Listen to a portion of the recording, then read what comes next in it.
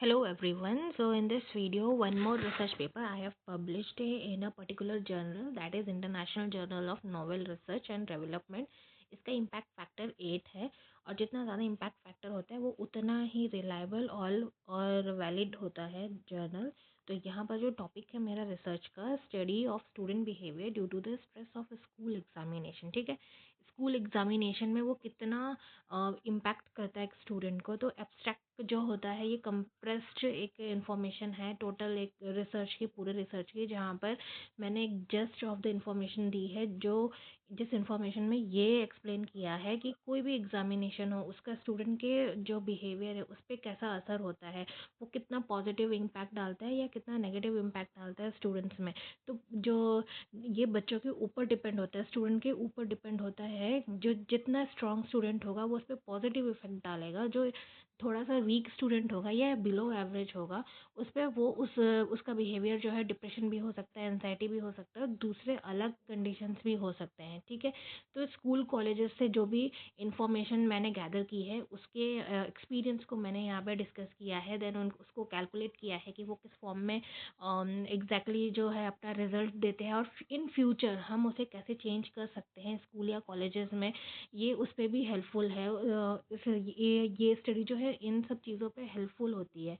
तो अलग अलग तरीके के स्टूडेंट्स जो है अपने अलग अलग तरीके के उनके एक्सपीरियंस होते हैं जब भी वो कहीं इंस्टीट्यूट में या किसी ऑर्गेनाइजेशन में पढ़ रहे होते हैं, या अपने ही किसी स्कूल में, या कोई भी और जो जहाँ पर भी जो उनका इंस्टीट्यूट है, या कोई भी इंस्टीट्यूट हो, सीनियर सेकेंडरी स्कूल हो या प्राइमरी लेवल का स्कूल हो या नर्सरी स्कूल ही क्यों ना हो, वहाँ पर उनका जो है स्कूल में एक स्ट्रेस लेवल होता है एक एग्ज़ाम को लेके, वो कैसे हैंडल करते हैं।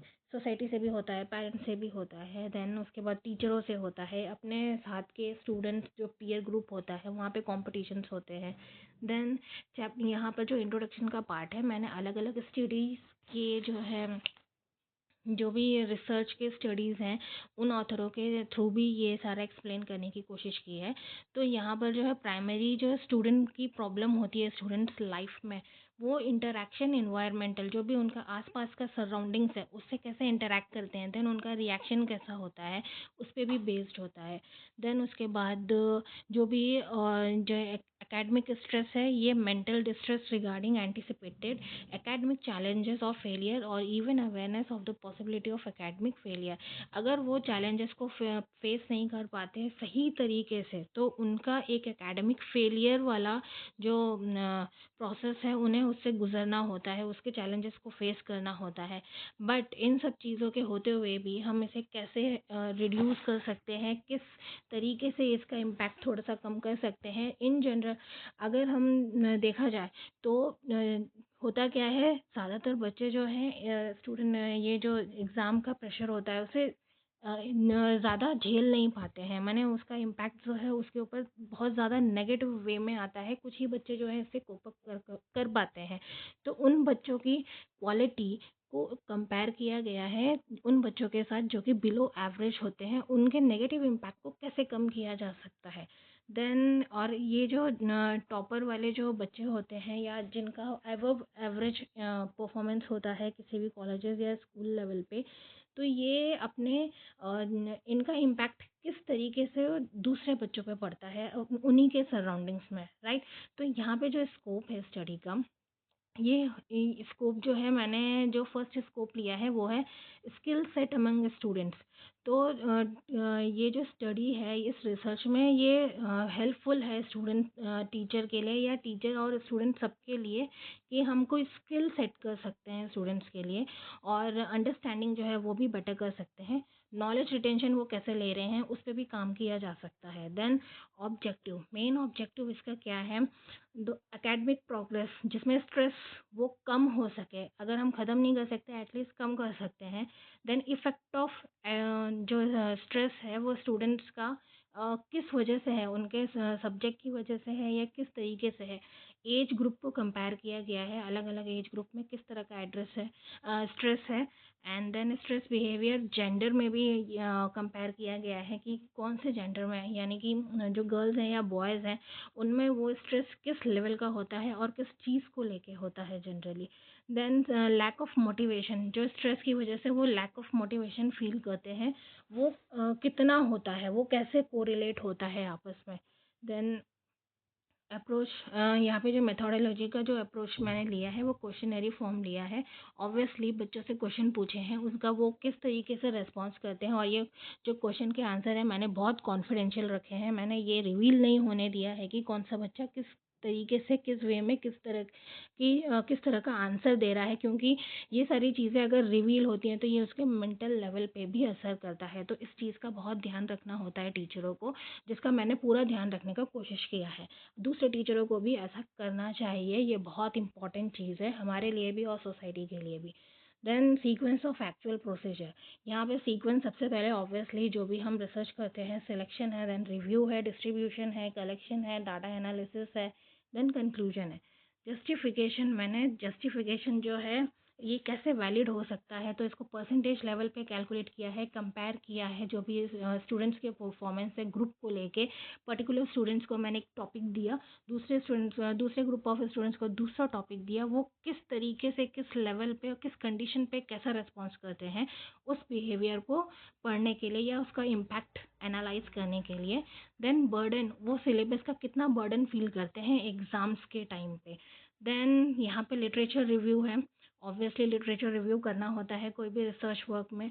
देन हिस्टोरिकल बैकग्राउंड है, हिस्टोरिकल बैकग्राउंड में मैंने करिकुलम का इन्फॉर्मेशन लिया है, क्योंकि हमारा जो करिकुलम है वही डिसाइड करता है कि हमारा सिलेबस एक्चुअली होगा क्या। उस सिलेबस पे हम जब बच्चों को इन्फॉर्मेशन देते हैं या उनकी पढ़ाई को कंप्लीट करते हैं किसी पर्टिकुलर पीरियड पे 1 ईयर में, या जो भी किसी भी एकेडमिक इंस्टीट्यूट का जो भी पैटर्न होता है, तो उसके बाद जो करिकुलम है वो उसी बेस पे चलता है, उसके करिकुलम के बेस पे चलता है कि कितना कौन सा टॉपिक है वो जो पढ़ते हैं, किस लेवल का पढ़ते हैं, कितना कनेक्ट कर पाते हैं। ठीक है, एक लेवल से, जैसे सपोज सिक्स क्लास का स्टूडेंट है, अगर पर्टिकुलर करिकुलम को वो फॉलो करता है तो उसका एक पर्टिकुलर सिलेबस होगा एक सब्जेक्ट को लेके। उसी सब्जेक्ट का जो सेवन क्लास में जाएगा वो कैसे कोरिलेट कर पाते हैं, तो करिकुलम ही डिसाइड करता है किसी पर्टिकुलर ऑर्गेनाइजेशन का। Then narrow and broader meaning of curriculum, अब यहाँ पे जो है नैरो एंड ब्रॉडर मीनिंग जो है करिकुलम के क्या होते हैं। Limited to the classroom activity, curriculum जो है इसके कुछ पॉजिटिव पॉइंट्स हैं, कुछ नेगेटिव पॉइंट्स हैं। तो मॉडर्न करिकुलम जो है हमारा वो इसलिए मॉडर्न होता है क्योंकि हम डे टू डे लाइफ में कैसे उसको अपने आप में उसको कोरिलेट कर पाते हैं, या फिर आप उसको ब्रॉडर लेवल पे सोच पाते हो। अगर कोई काम है बच्चों को, अगर आपको कोई असाइनमेंट देना है तो सिर्फ होमवर्क लेवल पे या रिटन वर्क नहीं देना है, आपको उन्हें इस तरीके का काम देना है कि जैसे कि वो सोसाइटी पे या अपने आसपास के लोगों से इंटरेक्ट कर पाए। तो ब्रॉडर होता है, नैरो होता है क्लासरूम एक्टिविटी में ही रह जाना, जो टीचर पढ़ा रहा है उसी को ही देखना। देन सर्टिफिकेट और डिग्री लेकर के उसको शो ऑफ करना। देन मेंटल एबिलिटी जो है उस तरीके से डेवलप नहीं हो पाना जिस तरीके से एग्जैक्टली प्रैक्टिकल लेवल पे होनी चाहिए। एंड एडमिनिस्ट्रेटिव कंट्रोल ज़्यादा होना, बहुत ज़्यादा होना डोमिनेटिंग वे में बहुत नेगेटिव इम्पैक्ट डालता है, ऐसा होना नहीं चाहिए। देन ब्रॉडर सेंस में जो भी चीज़ मैंने बोली, आसपास की चीज़ों से कैसे कोरिलेट करते हैं, उनकी पर्सनालिटी डेवलप कैसे हो रही है, वो कितना क्रिएटिव वर्क कर पा रहे हैं, और इन जनरल ये क्या होता है, चाइल्ड सेंटर होता है। ओके, नाउ कंपैरेटिव स्टडीज़ इसमें है, देन फाइंडिंग ट्रेंड्स है। कंपैरेटिव स्टडीज़ में जो है इनके इम्प्लीकेशंस कैसे हैं, माने अगर आप परफॉर्म कर रहे हो किसी भी स्टूडेंट का, एनालाइज कर रहे हो स्टूडेंट की परफॉर्मेंस, तो वो कैसे आप कंपेयर करके किस तरीके का रिजल्ट शो कर रहे हो। देन मेथोडोलॉजी, यहाँ पे मेथोडोलॉजी में परसेंटेज के बेसिस पे मैंने कैलकुलेट किया है, वो मैं आगे इसके रिजल्ट में मैं क्या रिजल्ट निकला है उस बेस पे मैं डिस्कस करूँगी। देन स्पीयरमैन कोरिलेशन मैंने मेथड लिया है, इस मेथड में एक पर्टिकुलर एक स्टैंडर्ड रीडिंग होगी और उसको हम कंपेयर करेंगे अपने कैलकुलेटिव रीडिंग से। ठीक है, तो इसमें सैम्पलिंग जो है मैंने ली है एक इन स्कूल की, जो कि सीनियर सेकेंडरी स्कूल है, 6 से लेके 10 तक के स्टूडेंट्स हैं इसमें जो इन्वॉल्व हैं, और नॉन प्रोबेबिलिटी सैंपल है, ठीक है। 100 से ज़्यादा बच्चे हैं और 100 के आसपास बच्चे हैं। तो सबसे पहले जो मेरा क्वेश्चन था, जो डिफ़िकल्टीज़ है concentration in all subject at A time, particular एक टाइम पे जो है सारे सब्जेक्ट पे कंसंट्रेट करने का जो प्रॉब्लम फेस करते हैं स्टूडेंट, तो 63% स्टूडेंट्स को ये हाँ, तो उन्होंने हाँ बोला। मैं यहाँ पे बच्चों की जो इन्फॉर्मेशन है वो रिवील नहीं कर रही हूँ, वो उसके साथ मैंने जस्टिफाई किया है। और ये रूल होता है किसी भी रिसर्च पेपर को या कोई भी आप रिसर्च कर रहे हो उसको प्रोसेस करने का, कि आप किसी भी तरीके का किसी की भी इंफॉर्मेशन को उसके पर्सनल लेवल पे या उसकी प्राइवेट इंफॉर्मेशन वो आप रिवील नहीं करें, तभी वो प्रॉपर तरीके से पब्लिश हो पाते हैं। अदरवाइज आपका जो भी प्रोसेस है या जो भी काम करने के तरीके के ऊपर बहुत तरह के क्वेश्चन किए जा सकते हैं, राइट। तो ये बहुत आपको ध्यान रखने की ज़रूरत होती है। देन दूसरा क्वेश्चन था, तो do you think the competitive exams are important for you? Yes, बच्चों को ऐसा फील होता है कॉम्पिटिटिव एग्जाम्स जो है बहुत इंपॉर्टेंट है, 83.3। और ये क्यों होता है? क्योंकि आसपास की सोसाइटी है, उनके घर का अपना माहौल है, वो किस तरीके का सब्जेक्ट चूज़ करेंगे, किस तरीके का करियर चूज़ करेंगे, ये सारी चीज़ें उनके दिमाग में बहुत पहले से बताया जाता है, या उनको भी फील होता है कि हाँ, हमारे लिए अगर हम एकेडमिक सेक्टर में हैं तो हमें कैसे प्रोग्रेस करना है। तो ये सारी चीज़ें उनके दिमाग में बहुत चलती हैं। तो येस, उन्होंने माना है कि ये प्रेशर उनको फील होता है, और वो जब भी उनके परसेंटेज या अप टू मार्क नहीं आते तो वो येस, ये भी उन्होंने माना है कि 71.6 स्टूडेंट्स हैं कि वो अपसेट होते हैं। देन वो अपने आसपास के फ्रेंड्स, जो भी क्लास में जो टॉपर्स होते हैं या जो टीचर के फेवरेट स्टूडेंट्स होते हैं या जिन पे टीचर ज़्यादा ध्यान देते हैं, ऐसा मैं नहीं बोलूँगी कि सारे टीचर ऐसे होते हैं, बट होते हैं, ऐसा माहौल होता है किसी भी इंस्टीट्यूट में या किसी भी क्लास में।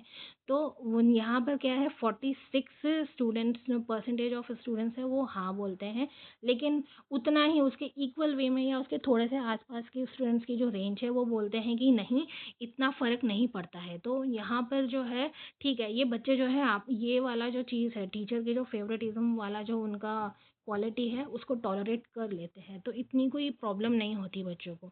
नाउ उनका जो है दूसरी एक्टिविटी में एग्ज़ाम के प्रेशर की वजह से दूसरे एक्टिविटी में जो है उनका इंटरेस्ट कम हो जाता है, ये 44% बच्चों ने ऐसा माना है।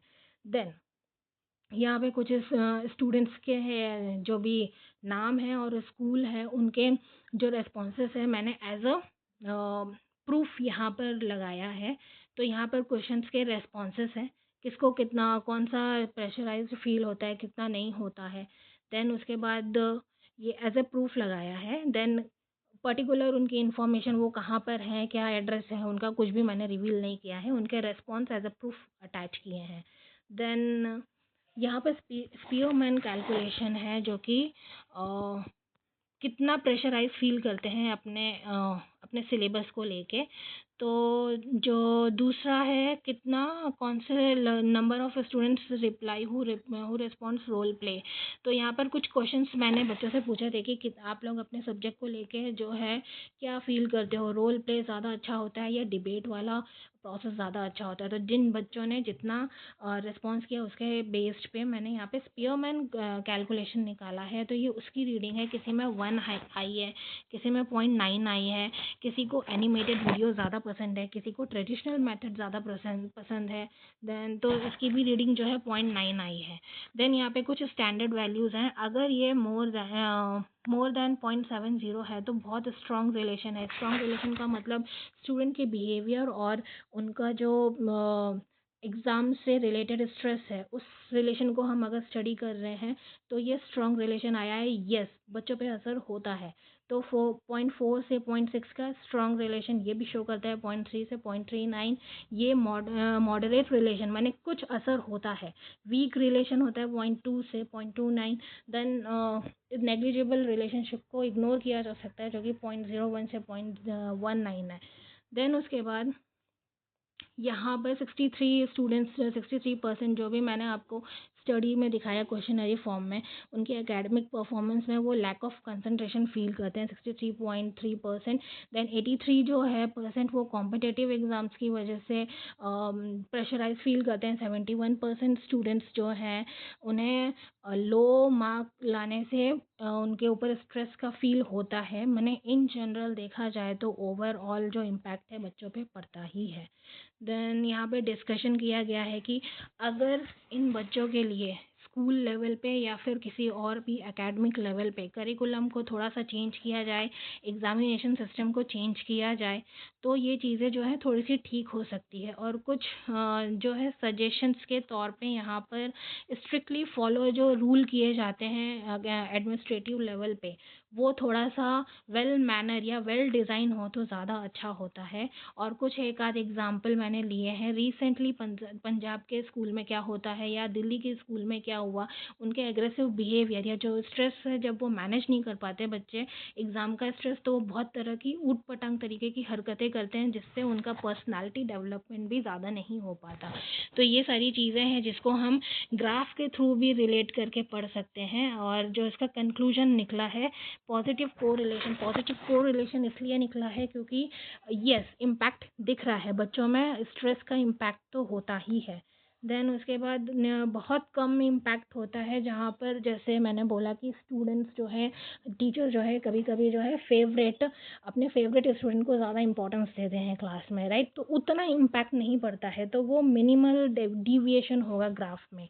और इसका जो फ्यूचर स्कोप है, इसके फ्यूचर स्कोप हम क्या क्या एक्सपेक्ट कर सकते हैं, ये स्टूडेंट या टीचर के लिए एक अवेयर साइन हो सकता है कि एग्ज़ाम आपको किस तरीके से इम्पैक्ट करता है, तो उस बेसिस पे अपनी प्रिपरेशन पहले से आप रखें। देन टेक्निक, कौन कौन सी टेक्निक आप यूज़ कर सकते हो अपनी एकेडमिक परफॉर्मेंस को इम्प्रूव करने के लिए। और जो है हमारे जो इंस्टीट्यूट में हम पॉजिटिव अप्रोच कैसे रख सकते हैं स्टूडेंट्स के बिहेवियर को चेंज करने के लिए in order to change their personality in a positive aspect. तो यहाँ पर ये इस रिसर्च का टॉपिक था और उसकी इन्फॉर्मेशन थी। आई होप आपको ये हेल्पफुल लगे। Thank you.